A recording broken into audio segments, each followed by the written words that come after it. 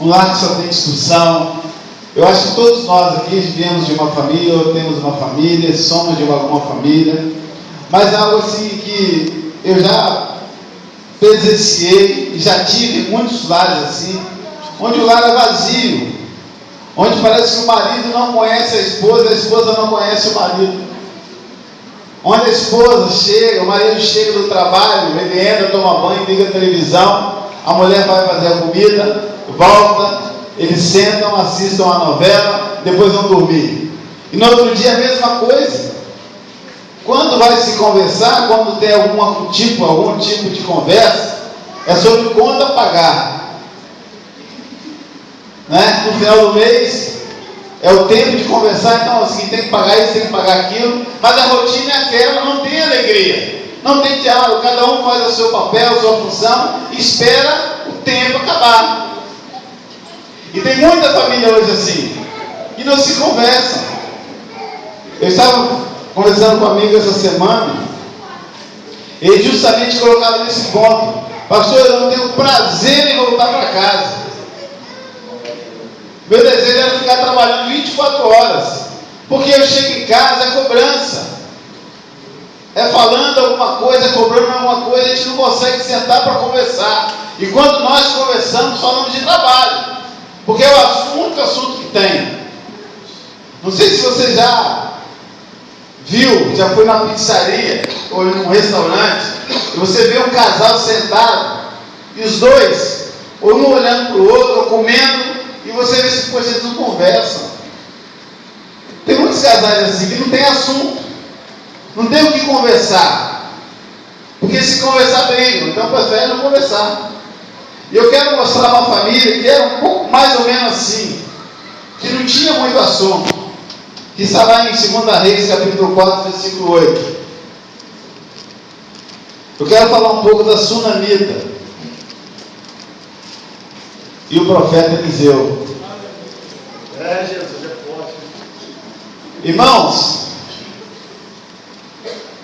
porque nós fizemos recentemente um encontro de casais, a maioria dos casais da igreja estavam presentes, e a gente estava lá atrás, a gente ficava reparando assim, quando o pastor falava alguma coisa, a mulher sempre dava aquela cutucada, tá vendo, tá ouvindo?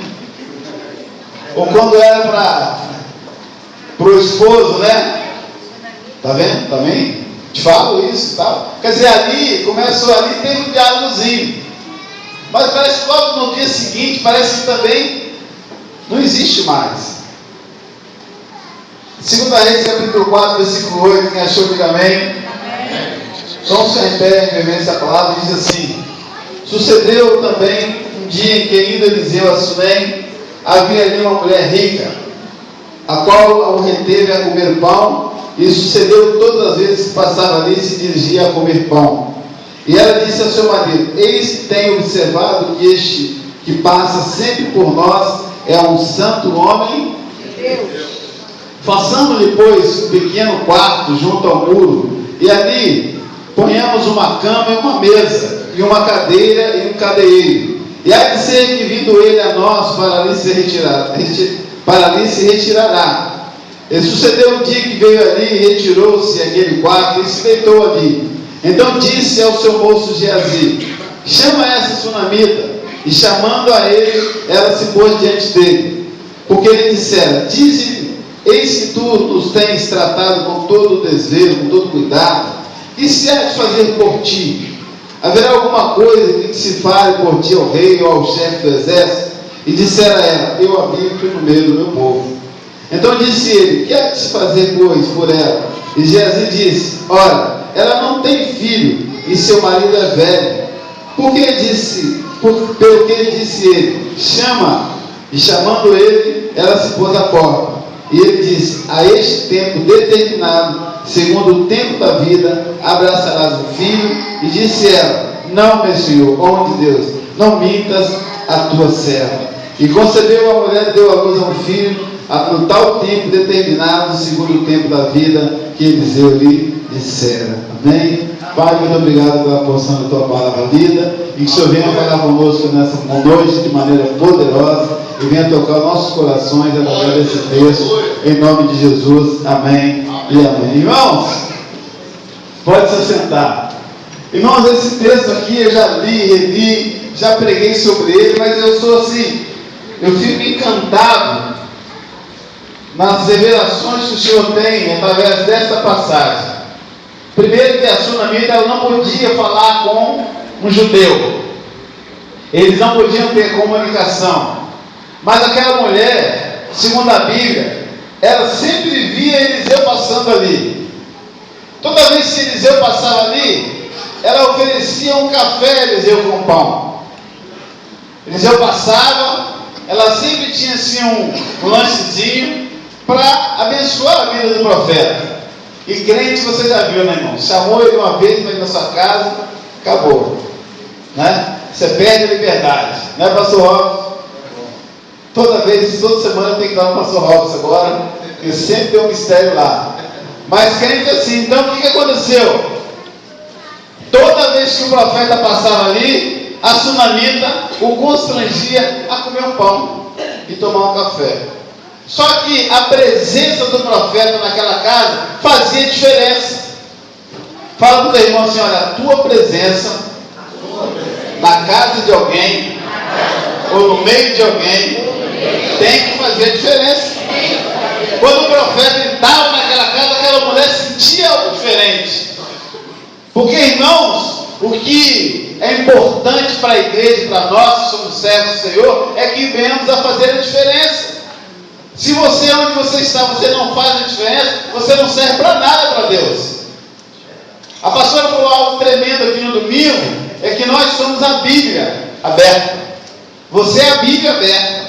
A pessoa, talvez ela não sabe nem ler, mas se ela olhar para você, o seu caráter, o seu comportamento, a forma como você age, ela fala assim: esse é o homem de Deus, essa é a mulher de Deus, porque só fala bênçãos.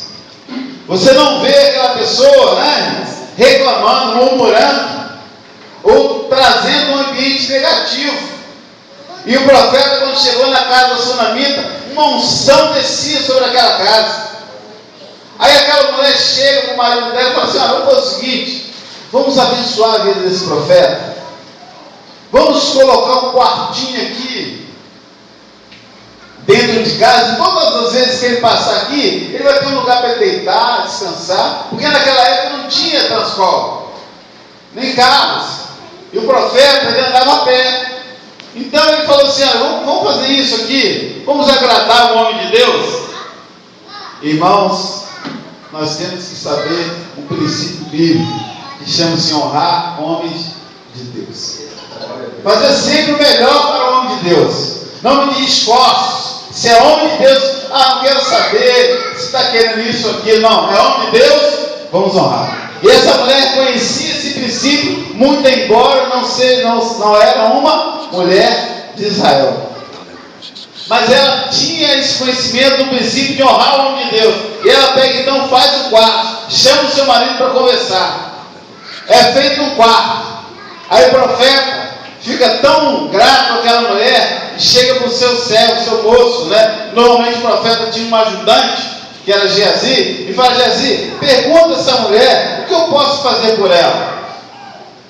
Aí Geazi chega para a mulher e fala: meu senhor, pergunta o que pode, o que você quer, pela gratidão dele, pelo que você fez.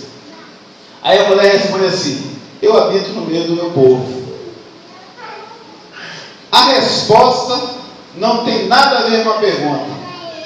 Ela disse assim, é como se ela dissesse assim: olha, eu estou satisfeita como eu estou vivendo.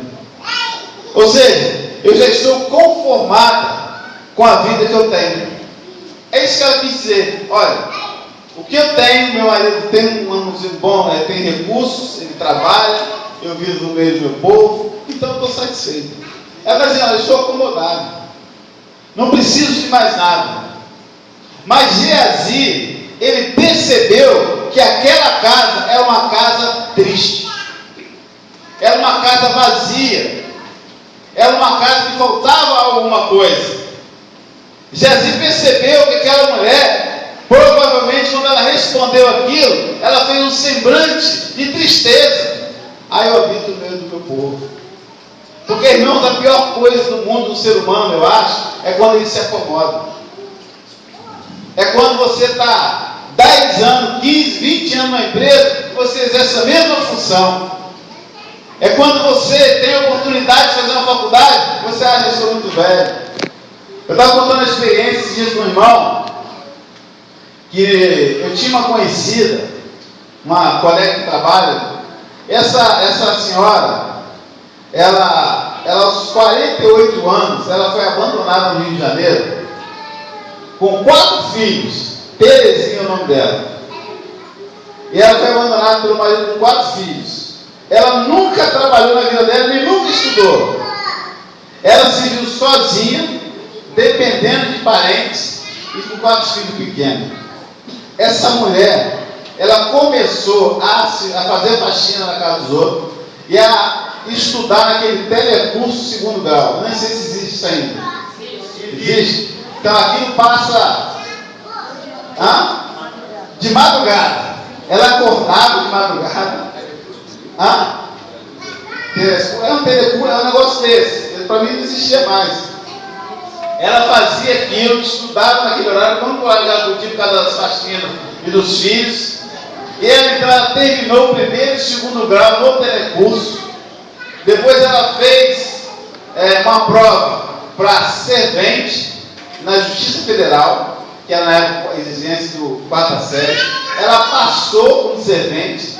Depois ela, aí que eu a conheci, né, que eu trabalhava na Justiça Federal. Aí ela começou a fazer uma faculdade de serviço social. Ela se formou em serviço social. Depois ela fez um concurso para nível superior dentro da Justiça Federal. E hoje ela é chefe do setor da Justiça Federal. E o filho marido dela morreu. Morreu assim, sem nada. Uma situação terrível. E ainda ela teve que ajudar a enterrar o camarada. Ela não se acomodou. Crente não pode se acomodar, amém, irmãos? Amém, Jesus. Nós não podemos nos acomodar. Eu estava com uma reunião com os irmãos, nós vamos em nome de Jesus pregar a palavra do Senhor e essa igreja vai encher, amém? Amém. Nós não vamos nos acomodar. Enquanto tiver um aí fora e sabe que não conhece Jesus, nós não podemos nos acomodar. Temos que fazer o melhor. Glória a Deus. A Bíblia diz que essa mulher, ela estava acomodada na casa dela. E tem muita mulher acomodada no seu lar, que não faz acontecer. Tem muitos maridos acomodados nos seus lares. Tá bom de visitar, pastor. Eu trabalho, a gente tá bom, não. Nós temos que crescer. O Senhor se agrada com aquele que cresce. Jesus, aliás, o Senhor no Velho Testamento, ele era um Senhor de quê? Daqueles que se conquistavam. Ele agia nas pessoas, olha, vocês vão conquistar tal cidade, vocês vão conquistar tal lugar, vocês vão conquistar isso, sempre conquistando.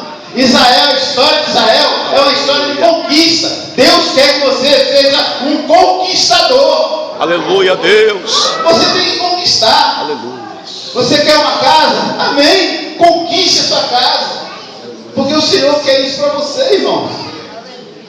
Você quer o quê? Você quer uma faculdade? Sonhe com a faculdade. Conquiste ela. Porque o Senhor está nesse negócio. O Senhor quer abençoar a tua vida, quer abençoar a tua casa.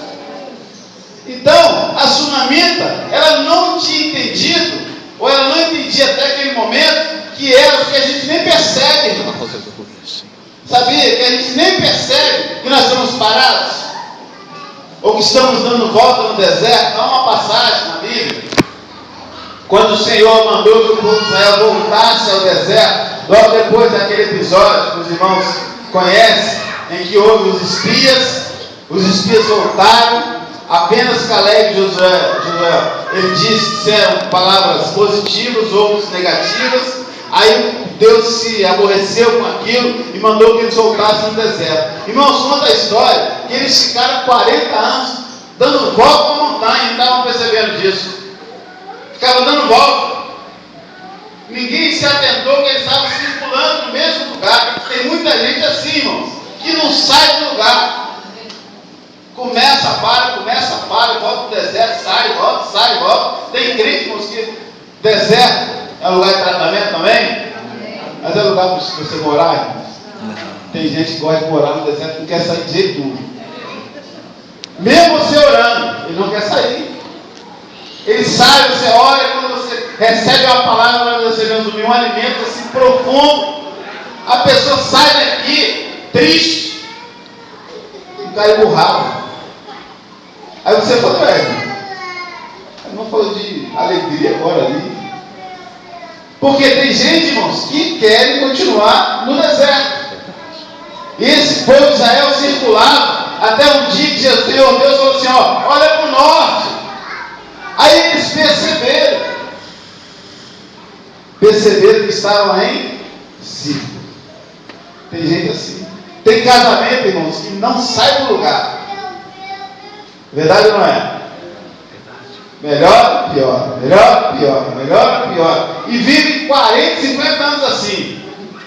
Melhor, pior, melhor, pior, melhor. Você não vê o negócio andar, irmãos. Quando você vai, você faz o negócio, ora, abençoa, aí você agora vai. Daqui a pouco está aí fora. E normalmente o mesmo assunto. É isso que acontece. Aí o que aconteceu aqui, irmãos? Jazir falou assim, olha, falta um filho nessa casa. Aí o profeta chama a mulher e fala assim, olha, você vai abraçar o seu filho daqui a um ano. 9 meses, 1 ano, 9 meses. Ela, não minto para a tua serva. Sabe por quê? São respostas, irmãos, que revelam que essa mulher, ela não acreditava mais em nada. Que não acreditava no impossível de Deus. Não minta para a tua serva. Ou seja, não tem como. Primeiro, que meu marido já é velho. Então, ou seja, provavelmente ele, né? Então, assim, meu marido já é velho. Então não tem como isso acontecer. Mas o Senhor, o ato, a atitude daquela mulher fez mover a mão de Deus. Irmãos, uma atitude que você tomar aqui nessa noite pode mover a mão de Deus. A atitude dessa mulher, o que ela fez? Pediu, falou com o marido que ia fazer um quarto dentro de casa. Aquilo foi suficiente para tocar no coração de Deus. Algo do teu coração hoje pode emanar em você, algo que venha tocar o coração, é uma palavra sua, irmãos. Ana, a mulher de Eucana, ela orou baixinho, assim, sem ninguém, ela balançou os lábios, mas aquela humildade e aquela sinceridade moveu o céu a favor daquela mulher. Aquela mulher lá, mulher cananeia, disse assim, olha, Senhor, a Jesus chega assim, mas a gente foi tirar o pão dos filhos para dar para os cachorrinhos. Senhor, mas os cachorrinhos comem das migalhas também, que era a sua mesa. Pronto, o céu abriu. Deus moveu o céu a favor daquela mulher. Glória a Deus. Irmãos, uma atitude, uma palavra, uma decisão que você tomar nessa noite, pode mudar a situação da sua casa. E foi o que aconteceu aqui. É o filho o problema? Então você vai ter um filho. Agora, interessante que esse alguém que sempre gosta de tocar nesse assunto foi o marido. O marido foi interessante. Olha só, irmãos. O marido, quando ele disse assim, olha, eu vou fazer um pequeno conto na nossa casa. O que você acha? Vamos ver a resposta do marido? Queria que alguém pegasse água. Vamos ler a resposta do marido? Versículo 10.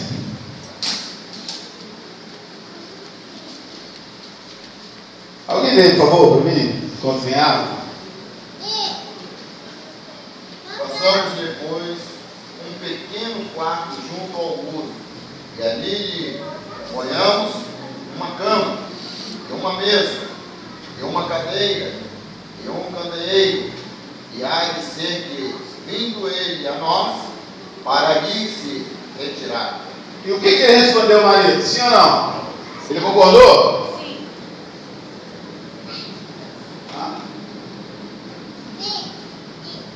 Ele concordou, irmãos? Sim. Não diz nada? Você não vai encontrar a resposta dele.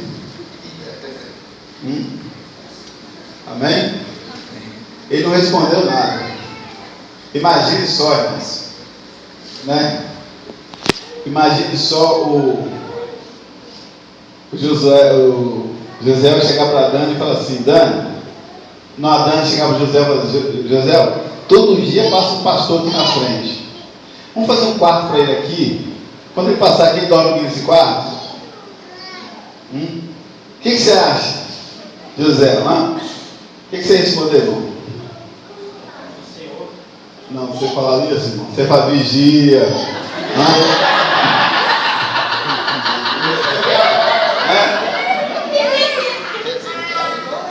Irmãos,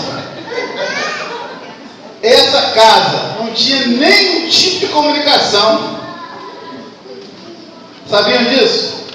Era um lar sem comunicação. O cara não sabia nem o que estava acontecendo ali. Ele não perguntou nada, não falou nada, não disse nada, não quis participar daquilo. Quer ver umas coisas? Abra comigo. Lá no versículo 20.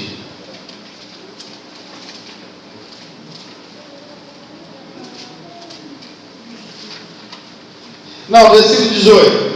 Olha só, vou provar o que eu estou falando aqui. Versículo 18. E crescendo o filho, sucedeu que um dia saiu para o seu pai, que estava com os secadores, e disse a seu pai: ai, a minha cabeça, ai, a minha cabeça. Então disse ao moço: leve a sua mãe. E ele tomou e levou a sua mãe, esteve sobre os seus joelhos até o meio-dia e morreu.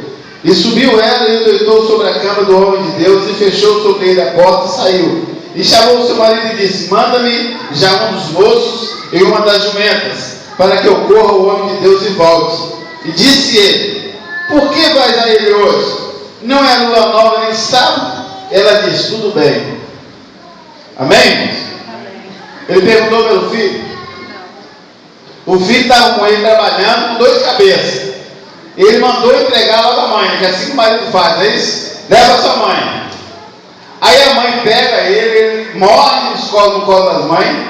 Aí quando ela pega o cavalo, ele pergunta aqui: você vai aonde?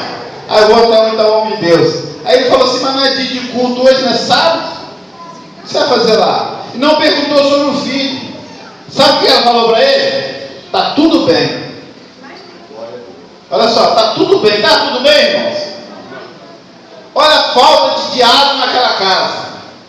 Ela não chegou para ele assim: ó, meu amor, nosso filho morreu, me ajuda, fica com ele, vamos comigo até o homem de Deus, ele operou o primeiro milagre, então Deus vai usar para ressuscitar nosso filho. Não, ele disse: olha, pode ficar trabalhando, está tudo bem, que você é emprestado. Assim que ela disse, que você não serve para nada.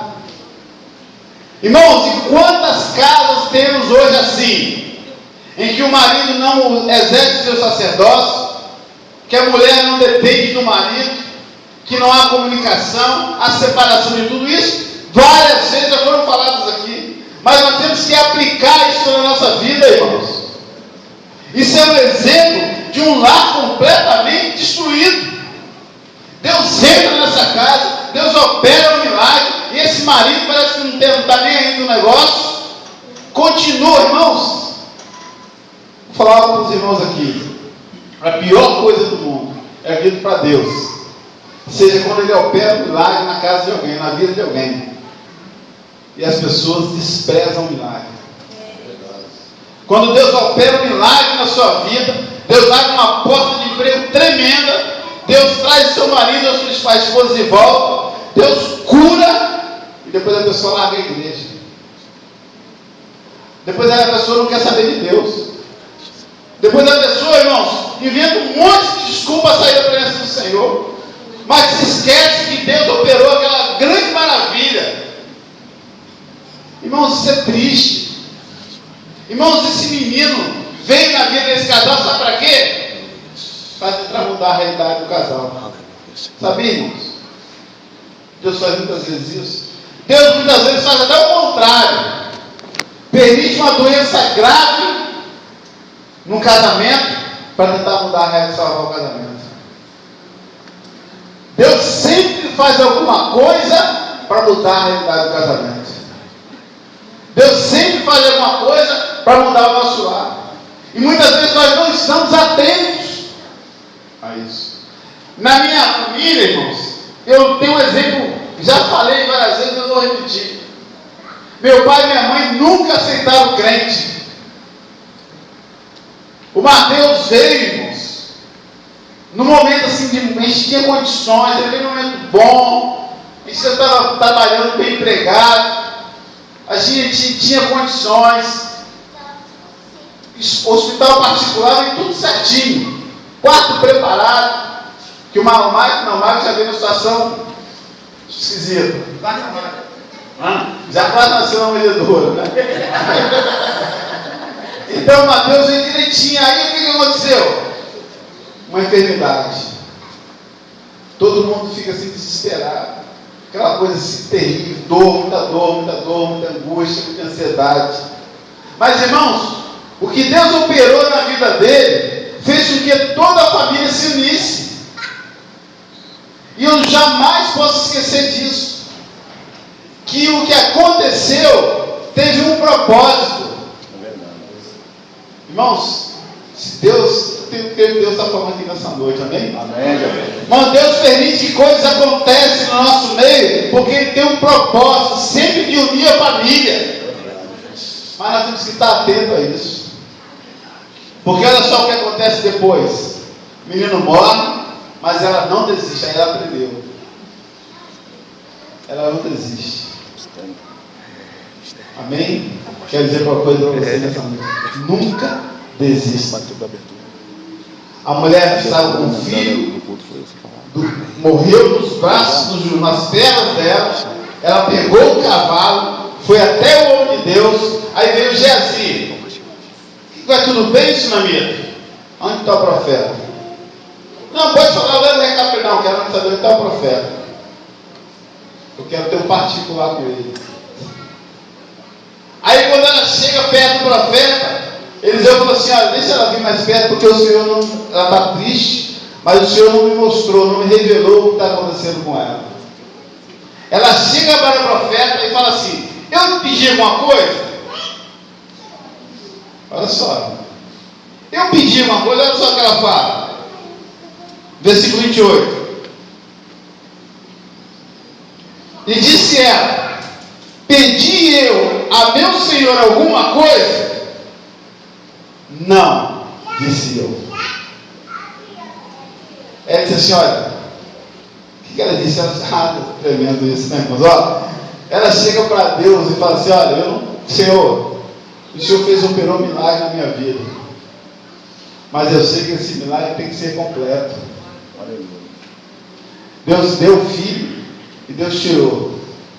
A profeta foi lá. Se você continuar a ler a história, o milagre foi tremendo que Eliseu fez na vida dessa família. E o homem nunca aparece, tá, irmãos? O infeliz sempre. Mas eu quero dizer para você nessa noite, quero concluir dizendo assim: ainda há esperança para a tua família. Glória a Deus. Aleluia, Jesus. Aleluia. Mas se você acomodar, o diabo vai continuar destruindo o seu lar. O diabo continuará destruindo o teu filho. O diabo continuará destruindo a sua casa. Você tem que fazer alguma coisa. Você tem que tomar uma decisão. Você não pode ficar nos cantos chorando, reclamando, tentando arrumar um culpado. Tem gente que assim, irmãos, fica tentando arrumar. Quem eu posso culpar por isso? A mulher falou assim: olha, meu negócio é com o profeta. Porque naquele momento ali, irmãos, ela não tinha ideia sobre a questão de Deus. Mas ele sabia que o profeta era um homem que era um porta-voz de Deus. É como se ela dissesse assim: olha, profeta, fala para Deus que eu não implorei por isso. Mas já que o milagre veio, agora eu não abro mão dele. Agora eu não abro mão dele. Agora você vai dar um jeito. Isso que ela está dizendo, irmãos. Deus se agrada disso, irmãos. A gente pensa: poxa, que desaforo. Não. De vez em quando eu chego para dizer: Deus, ó, o Senhor me deu um ministério, e o Senhor não vai fazer desistir, não. O Senhor me deu uma família, Senhor, eu não vou desistir, não. Aleluia. O Senhor me deu uma esposa, um filho, Senhor. O Senhor prometeu um milagre na vida do Mateus, Senhor, eu não vou vou desistir não, enquanto não vem. Aleluia. Temos que ter atitudes, irmãos. Palavras, profetizar na nossa vida. Porque o diabo, ele trabalha o tempo todo para quê? Aquela mulher podia fazer o quê? Perdi meu filho, acabou. O profeta é mentiroso. Quantas vezes, irmãos, há uma profecia sobre a nossa vida, a gente fala assim, era carne. Aí passa 10 anos, 20 anos, não acontece nada. Um dia acontece.